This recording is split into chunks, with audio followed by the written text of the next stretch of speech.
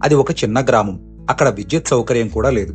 ఆ గ్రామానికి సర్వే చేయడానికి ఒక ఇంజనీరు వచ్చి తన పని పూర్తి చేసుకుని రాత్రికి గ్రామ పెద్ద ఇంటికి వెళ్ళాడు.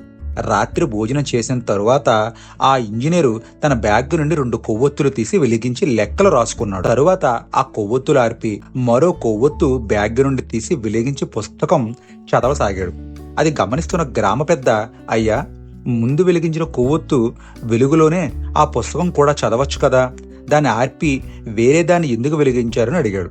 అందుకు ఆ ఇంజనీరు, మొదట వెలిగించిన కొవ్వొత్తు నాకు ప్రభుత్వం ఇచ్చినది, దాని వెలుగులో ప్రభుత్వ పనులే చేశాను. ఇప్పుడు నా ఆనందం కొరకు నా సొంత కొవ్వొత్తు వెలిగించి చదువుతున్నాను అన్నాడు. ప్రభుత్వ సొమ్ము కాజేయాలని చూసేవారే ఎక్కువగా ఉంటారు, కానీ ఇతను ఎంత నిజాయితీగా ఉన్నాడని ఆ ఇంజనీరు వంక అలాగే చూస్తూ ఉండిపోయాడు ఆ గ్రామ పెద్ద. ఇంతకీ ఆ ఇంజనీర్ ఎవరో తెలుసా? మోక్షగుండం విశ్వేశ్వరయ్య.